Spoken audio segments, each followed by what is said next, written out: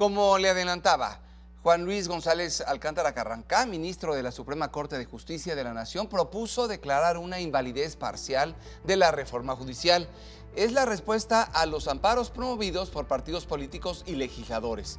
El ministro propone invalidar la elección por voto popular de jueces y magistrados. Sin embargo, considera que debe continuar el proceso de 2025 para ministros de la Suprema Corte y magistrados del Tribunal Electoral. Con uno, Rubén Rojas informa.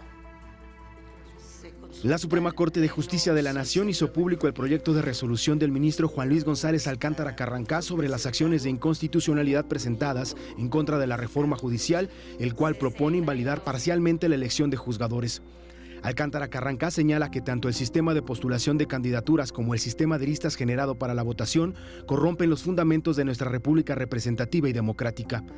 Detalla que la elección de jueces y magistrados de circuito no garantiza los mínimos indispensables en un sistema democrático que protege la división de poderes y la independencia judicial, además de constituir una subordinación de los juzgadores. Menciona que la reforma atenta contra el pacto federal y el principio de división de poderes, el cual no puede ser eliminado por reformas o por el actual de uno de los tres poderes de la Unión, pues estos quedan acotados al pacto federal, mismo que está por encima de la Constitución. Sobre la elección de ministros, el proyecto propone declinar el análisis del tema debido a la notoria pérdida de diálogo interinstitucional que impera en la actualidad y de la crisis constitucional que ha generado la reforma judicial, además de que se ha erosionado en la opinión pública el actuar del alto tribunal. El proyecto mantiene la elección de los magistrados electorales al considerar que dicho proceso no es masivo y permite enfrentar un grupo reducido de candidaturas para el mismo órgano judicial. Sin embargo, establece que dicha elección debe respetar el principio de inamovibilidad judicial y realizarse en las elecciones federales más próximas a la conclusión de los encargos.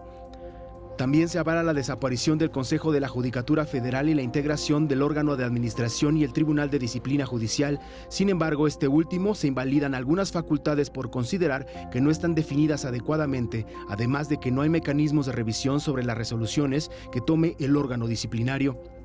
Por último, la propuesta invalida la figura de los jueces sin rostro, pues la considera contraria a las garantías del debido proceso. Con uno, Rubén Rojas. Por su parte, Ricardo Monreal, coordinador de Morena en la Cámara de Diputados, advirtió que no acatarán la sentencia de la Suprema Corte en materia de reforma judicial. Dijo que un ministro de la Corte, un juez o un magistrado no va a detener el trabajo de los legisladores.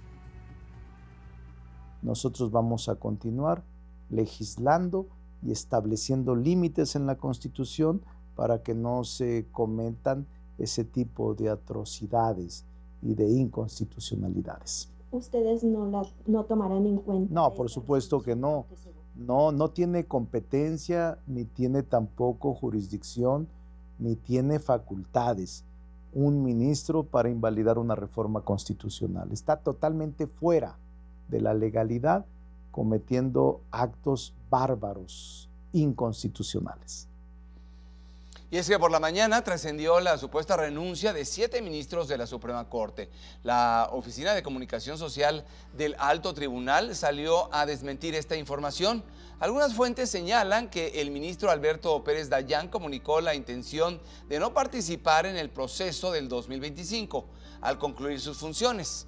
Por su parte, la ministra Margarita Ríos Farjat no tiene contemplado renunciar, participará en el proceso electivo del próximo año.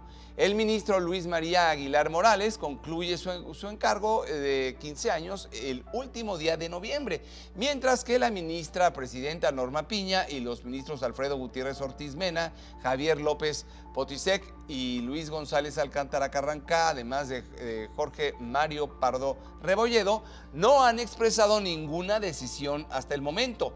Las ministras Loreta Ortiz, Yasmín Esquivel Moza y Lenia Batres Guadarrama sí participarán en la elección de 2025. Por su parte, el presidente del Senado, Gerardo Fernández Noroña, negó una renuncia masiva de ministros y ministras de la Suprema Corte. En todo caso, dijo Fernández Noroña, han declinado a participar en la elección del siguiente año.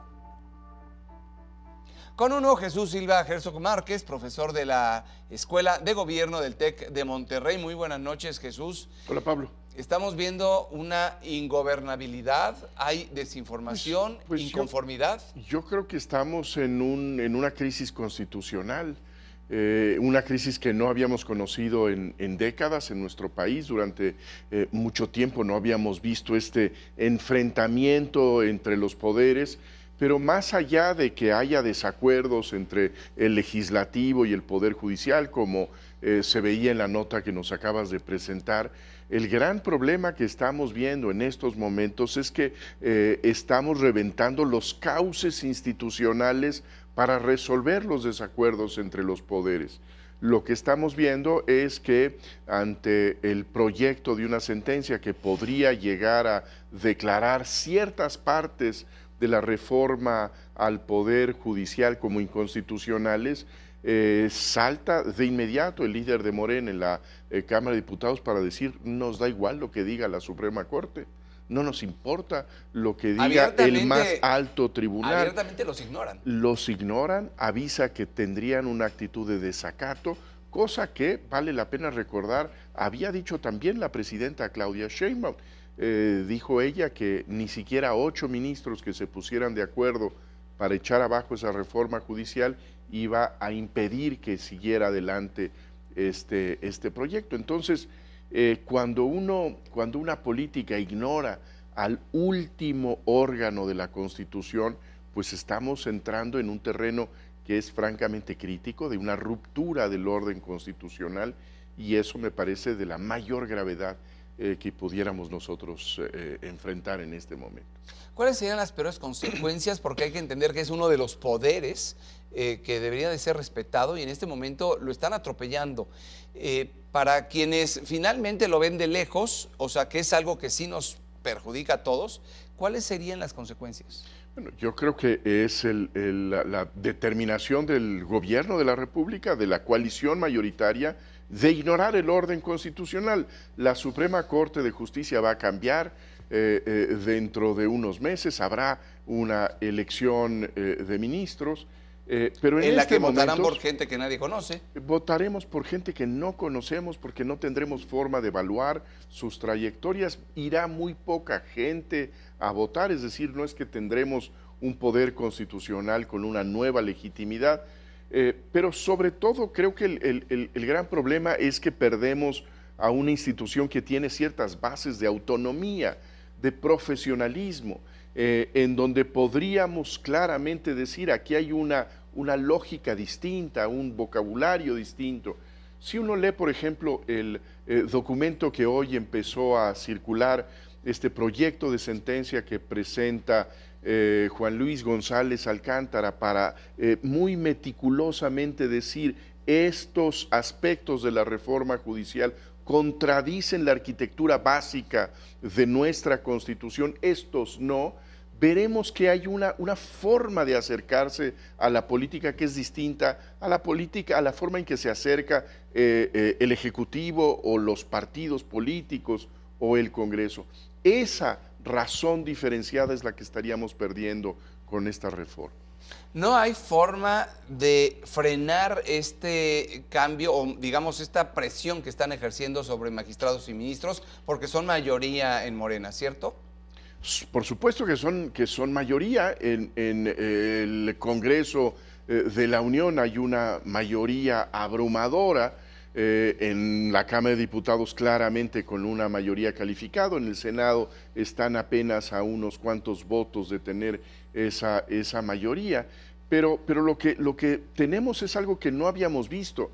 No lo vimos ni siquiera en el gobierno de Andrés Manuel López Obrador, que es este aviso de decirle a la sociedad mexicana: voy a ignorar la resolución del Tribunal Supremo de nuestro país. Eso no lo habíamos visto nosotros. Y la presidenta Claudia Sheinbaum de alguna manera avala. Eso lo ha dicho con todas sus letras. Claudia Sheinbaum, con el argumento de que esta es una reforma del pueblo, pues la considera como una reforma que no puede ser cuestionada, revisada, analizada en términos de su adecuación al orden constitucional, a los compromisos internacionales que ha firmado nuestro país. En ese sentido, pues sí vamos a este choque de poderes en donde estamos perdiendo pues, la plataforma institucional para resolver los desacuerdos. Pues pinta para ponerse peor, y estos 7 magistrados que están entre que se van y no se van, habrá que ver también los cambios que se van a dar en los próximos días. Pues sí, porque ante lo que estamos con esta reforma al Poder Judicial es con una tala radical de todos los tribunales de nuestro país. Esto no se ha hecho en ninguna parte del mundo, en donde pues lógicamente cuando se buscan cambios dentro del sistema de justicia, pues se hace muy meticulosamente, con mucha prudencia, y no de esta forma de poner una bomba en el 2025 y otra bomba programada por el 2026 para que desaparezcan todos los juzgadores de nuestro país. Pues habrá que ver qué es lo que ocurre en los próximos días y por supuesto contaremos con tu análisis, Jesús. Muchísimas gracias. Gracias, Pablo. Pues estamos atentos a lo que venga.